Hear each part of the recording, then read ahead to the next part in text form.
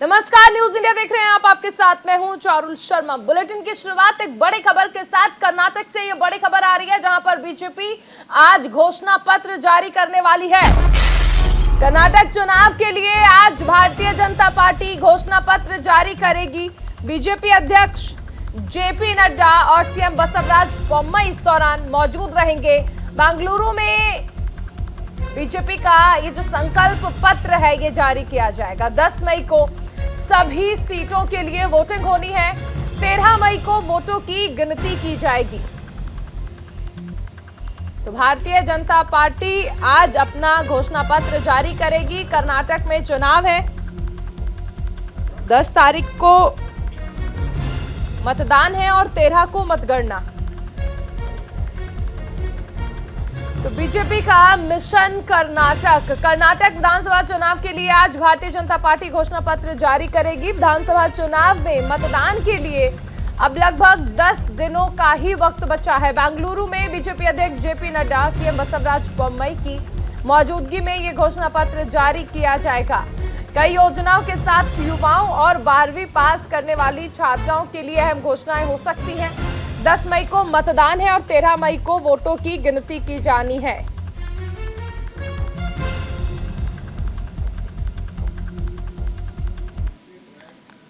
एक और बड़ी खबर आपको बता दें, आज राहुल गांधी भी कर्नाटक के दौरे पर रहेंगे। 3 चुनावी सभाओं को संबोधित करेंगे राहुल गांधी। तुमकुर, हासन और चामराजनगर में ये जनसभाएं रखी गई हैं। तो मिशन कर्नाटक पर राहुल गांधी भी हैं, क्योंकि कर्नाटक में विधानसभा के चुनाव होने हैं और ऐसे में कांग्रेस तमाम कोशिशें कर रही है कि एंटी इनकम्बेंसी फैक्टर के तहत सत्ता तक पहुंच जाए। राहुल गांधी मिशन कर्नाटक पर है और यहां पर 3 चुनावी सभाएं रखी गई हैं। सुबह 11:30 बजे तुरुवेकेरे जिले के तुमकुर में जनसभा रखी गई है। दोपहर 1:15 पर अरसीकेरे जिले के हासन में जनसभा है। वहीं 4 बजे चामराजनगर में मल्लिकार्जुन खड़गे के साथ संयुक्त जनसभा है। राहुल गांधी मिशन कर्नाटक पर है।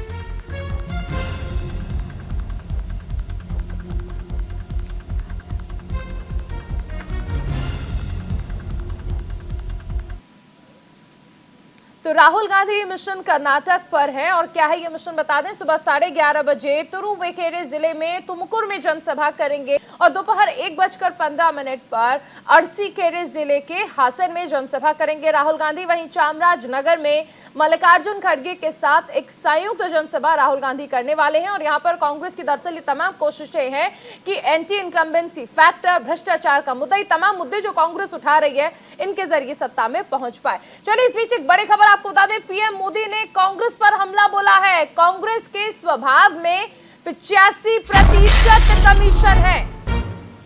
कांग्रेस का पंजा लोगों को लूट लेता है, यह कहा गया है पीएम मोदी की ओर से। कर्नाटक को नंबर 1 बनाने के लिए बीजेपी जरूरी है। प्रधानमंत्री नरेंद्र मोदी ने कांग्रेस पर हमला बोला है। जनता के हक के हर 1 रुपये में से 85 पैसा कैसे कांग्रेस का पंजा लूट लेता है, ये भी कर्नाटका के लोग जानते हैं। कर्नाटका के लोगों को याद रखना है, कांग्रेस के स्वभाव में ही, व्यवहार में ही 85% कमीशन है। आज दुनिया की बड़ी बड़ी कंपनियां भारत आना चाहती हैं। बीजेपी की डबल इंजन सरकार में कर्नाटका में विदेशी निवेश लगातार बढ़ रहा है। कर्नाटका को देश का नंबर 1 बनाने के लिए बीजेपी सरकार बहुत जरूरी है। एक और बड़ी खबर आपको बता दें, प्रियंका गांधी ने प्रधानमंत्री मोदी पर हमला बोला है। कर्नाटक की चुनावी सभा में हमला बोला है और कहा है कि कर्नाटक के लोगों का ध्यान भटका रही है बीजेपी। मोदी पहले पीएम जो रोते हैं उन्हें गाली दी गई। लोगों के सामने खुद की समस्याएं रखते हैं प्रधानमंत्री मोदी। तो आरोप प्रत्यारोप का दौर लगातार चल रहा है और इस बीच प्रियंका गांधी ने प्रधानमंत्री नरेंद्र मोदी पर हमला बोला है। कहा कि मोदी ऐसे पहले पीएम हैं जो रोते हैं और कहते हैं कि उन्हें गाली दी गई है। लोगों के सामने खुद की समस्याएं रखते हैं प्रधानमंत्री मोदी। बहुत प्रधानमंत्री देखे हैं, इंदिरा जी को देखा, गोली खाई उन्होंने इस देश के लिए। राजीव गांधी को देखा, शहीद हुए इस देश के लिए। नरसिम्हा राव जी को देखा, मनमोहन सिंह जी को देखा, मेहनत करते हुए दिन रात को इस देश के लिए। लेकिन मैंने पहला ऐसा प्रधानमंत्री देखा है बहनों और भाइयों, पहला देखा है ना, जो आपके सामने आकर रोता है कि मुझे गाली लग रही है, मुझे गाली दे रहे हैं। आपके दुख सुनने के बजाय अपना दुखड़ा आपको सुनाते हैं। और किसी ने उनके ऑफिस में बैठकर एक लिस्ट बनाई है। अरे आपके दुखों की लिस्ट नहीं है वो आपकी समस्याओं की लिस्ट नहीं है। वो ये लिस्ट नहीं है कि किसानों की क्या समस्या है, हमें क्या करना। वो ये लिस्ट है कि मोदी जी को कितनी बार किसने गाली दी है। कम से कम एक पन्ने पे फिट तो आ रही है। अगर मेरे परिवार को जो गालियां दी हैं इन लोगों ने, हम लिस्ट बनाना शुरू करें तो हम किताब पे किताब छपवा लेंगे। हिम्मत करो मोदी जी, मेरे भाई से सीखो। मेरा भाई कहता है गाली क्या, मैं गोली खाऊंगा इस देश के लिए। इस बीच एक बड़ी खबर आपको बता दें, कर्नाटक में कांग्रेस पर बरसे हैं बीजेपी अध्यक्ष। कांग्रेस को भ्रष्टाचार पर बात करना शोभा नहीं देता। बीजेपी अध्यक्ष जेपी नड्डा ने बात कही है। कांग्रेस के लोग भ्रष्टाचार में डूबे हुए हैं। कांग्रेस की सरकार में करोड़ों के घोटाले हुए हैं। कांग्रेस पर भड़के हैं बीजेपी अध्यक्ष जेपी नड्डा। उन्होंने कहा कि कांग्रेस को भ्रष्टाचार की बात करना शोभा नहीं देता है। करोड़ों के घोटाले हुए हैं कांग्रेस की सरकार में। कांग्रेस के लोग खुद भ्रष्टाचार में डूबे हुए हैं।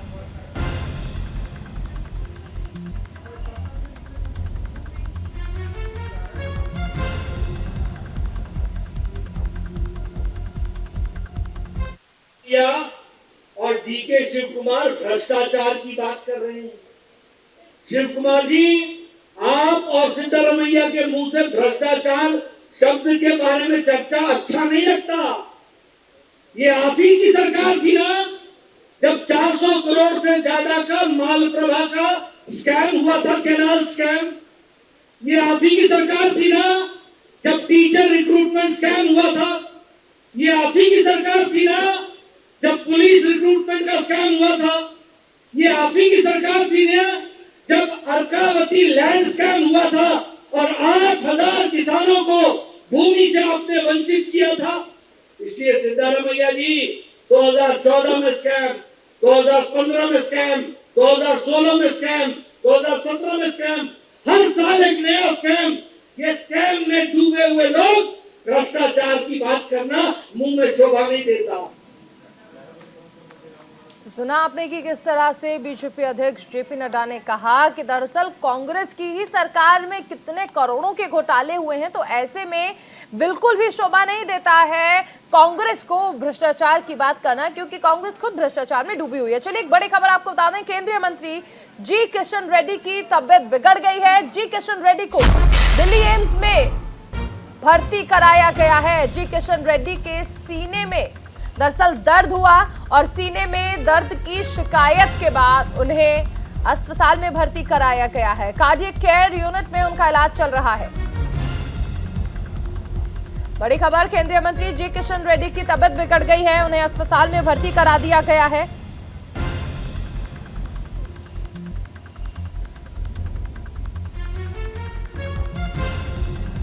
दिल्ली एम्स में उन्हें एडमिट कराया गया है। कार्डियक विभाग में उनका इलाज चल रहा है। दरअसल सीने में दर्द। एक बड़ी खबर दिल्ली से आ रही है। दिल्ली के आश्रम में हिट एंड रन का मामला सामने आया है। यहाँ हिट एंड ड्रैग का मामला सामने आया है। कार के बोनट पर शख्स को घसीटा गया है। शख्स को 2 किलोमीटर तक बेरहमी से घसीटा गया है। कार चालक को पुलिस ने गिरफ्तार कर लिया है। तस्वीरें आप देख सकते हैं किस तरह से पहले गाड़ी से टक्कर मारी गई और उसके बाद शख्स को दूर तक घसीटा गया। दिल्ली के आश्रम का ये मामला है। फिलहाल पुलिस ने कार चालक को गिरफ्तार कर लिया है। दिल्ली के आश्रम का ये पूरा मामला है। कार के बोनट पर शख्स को घसीटा गया। देखिए तस्वीरें भी आप देख सकते हैं। हालांकि इसकी सूचना पुलिस को दी गई, जिसके बाद पुलिस ने आरोपी चालक को गिरफ्तार कर लिया है। हिट एंड ड्रैग का मामला दिल्ली के आश्रम से आया है।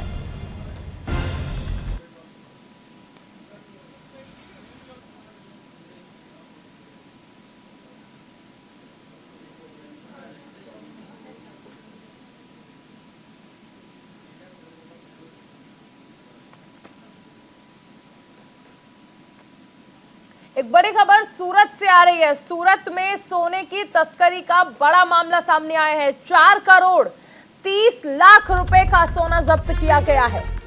पुलिस की एसओजी टीम ने 4 लोगों को गिरफ्तार किया है। पुलिस ने चेकिंग के दौरान सभी आरोपियों को पकड़ लिया है। आरोपियों पर पिछले 15 दिनों से एसओजी की नजर थी। सूरत में सोने की तस्करी का एक बड़ा मामला सामने आया है। सूरत पुलिस की एसओजी टीम ने 4 करोड़ 30 लाख रुपए का सोना जब्त किया है।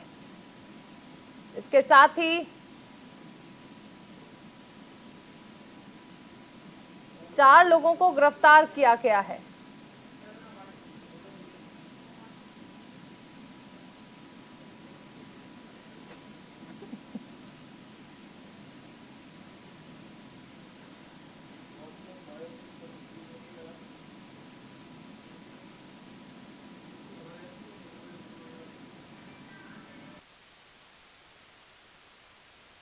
इलीगल चैनल के थ्रू लाते हैं और यहाँ पे बेचते हैं।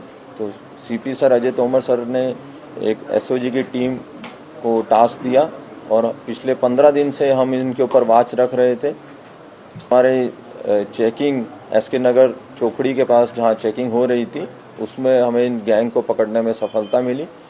इन गैंग के 4 सदस्य को हमने कल अरेस्ट किया है। उनका नाम है फैनिल, नीरव, उमेश और सावन। इनके पास से हमें 7 किलो 119 ग्राम सोना बरामद हुआ है, जिसकी बाजार कीमत 4 करोड़ 30 लाख होती है और आज उनकी रिमांड मांगी जाएगी। एक बड़ी खबर महाराष्ट्र से आ रही है। महाराष्ट्र के गढ़चिरौली में नक्सलियों से मुठभेड़ हुई है। सुरक्षा बलों ने 3 नक्सलियों को मार गिराया है। मौके से भारी मात्रा में हथियार बरामद हुए हैं। पुलिस ने तलाशी अभियान के दौरान इस मुठभेड़ को अंजाम दिया। नक्सलियों से ये मुठभेड़ हुई है। भारी मात्रा में हथियार यहां से बरामद किए गए हैं। महाराष्ट्र के गढ़चिरौली की ये घटना, तलाशी अभियान चला रही थी पुलिस, जिस दौरान नक्सलियों से ये मुठभेड़ हुई।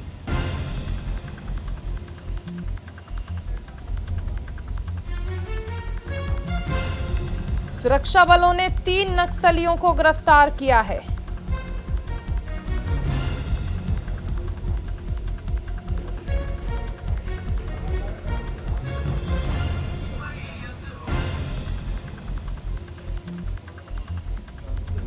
तीन नक्सलियों को मार गिराया गया है।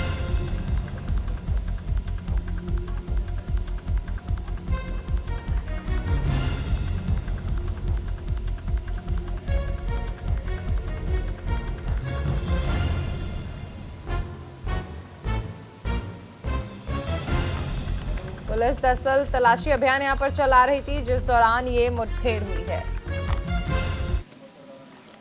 एक बड़ी खबर आपको बता दें, रक्षा मंत्री राजनाथ सिंह के मालदीव दौरे से जुड़ी बड़ी खबर है।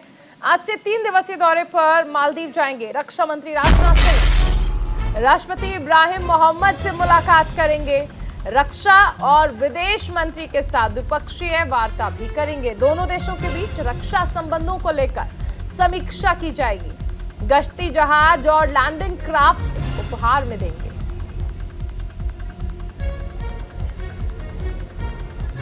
रक्षा मंत्री राजनाथ सिंह आज मालदीव्स के दौरे पर जा रहे हैं।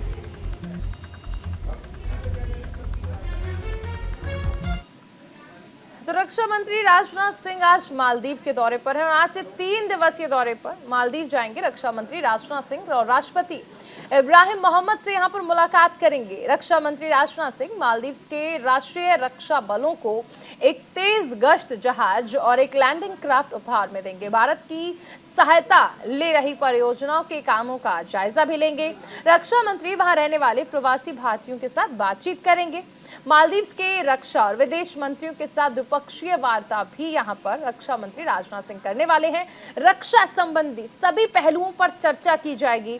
समुद्र में कई चुनौतियों के खिलाफ साथ में काम कर रहे हैं भारत और मालदीव। समुद्री सुरक्षा, आतंकवाद, कट्टरवाद, समुद्री डकैती, तस्करी, संगठित अपराध और प्राकृतिक आपदाओं से निपटने को लेकर साझा प्रयास, हिंद महासागर क्षेत्र के भीतर क्षमताओं को संयुक्त रूप से विकसित करने को लेकर भी यहां पर काम किया जा रहा है। भारत की नेबरहुड फर्स्ट पॉलिसी का सबसे बड़ा लाभार्थी दरअसल मालदीव ही है, जहां पर रक्षा मंत्री राजनाथ सिंह आज से 3 दिवसीय दौरे पर रहने वाले हैं। चलिए एक बड़ी खबर आपको बता दें, यूपी में जनसभा को संबोधित करेंगे मुख्यमंत्री योगी आदित्यनाथ। निकाय चुनाव को लेकर सीएम योगी 4 सभाएं करने वाले हैं। सीएम योगी मुरादाबाद, जौनपुर, वाराणसी और गोरखपुर में जनसभा करेंगे। निकाय चुनाव को लेकर मुख्यमंत्री योगी आदित्यनाथ 4 चुनावी सभाओं को संबोधित करेंगे।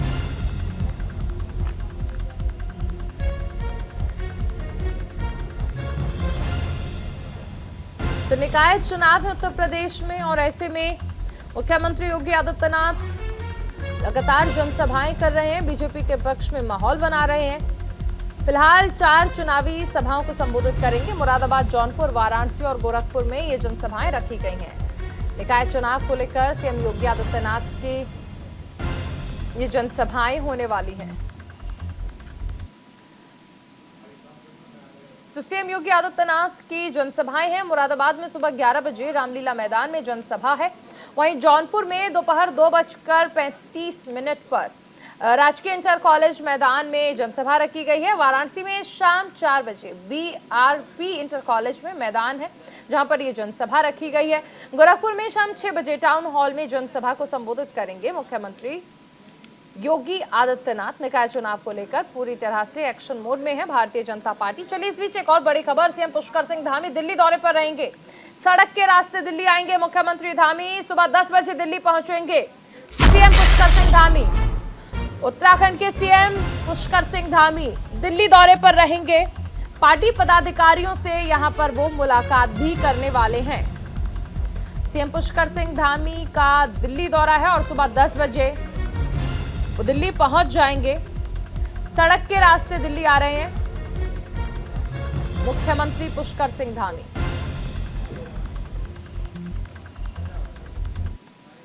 उत्तर प्रदेश से एक बड़ी खबर आपको बता दें, निकाय चुनाव के लिए प्रचार करेंगे अखिलेश यादव। पार्टी नेताओं के साथ लखनऊ मेट्रो में प्रचार करेंगे। उत्तर प्रदेश से यह बड़ी खबर आपको बताई जा रही है। पूर्व सीएम अखिलेश यादव निकाय चुनाव में प्रचार करेंगे। समाजवादी पार्टी पूरी तरह से फिलहाल एक्शन मोड में नजर आ रही है। पार्टी नेताओं के साथ लखनऊ मेट्रो में सफर भी करेंगे अखिलेश यादव। और देखिए, निकाय चुनाव है, हर राजनीतिक पार्टी अलग अलग तरीके से प्रचार कर रही है और ऐसे में सपा अध्यक्ष अखिलेश यादव निकाय चुनाव के लिए प्रचार करेंगे। मेट्रो में ये प्रचार किया जाएगा और यहां पर पार्टी पदाधिकारियों से मुलाकात। एक बड़ी खबर, तेलंगाना में मौसम का मिजाज बदल गया है। हैदराबाद के कई हिस्सों में भारी बारिश हुई है। भारी बारिश से जलमग्न हो गया है शहर। शहर में सड़कों पर बाढ़ जैसे हालात बन गए हैं। हैदराबाद के कई हिस्सों में बारिश हुई है। शहर में कई जगह पर बाढ़ जैसे हालात बन गए हैं। भारी बारिश से शहर जलमग्न हो गया है।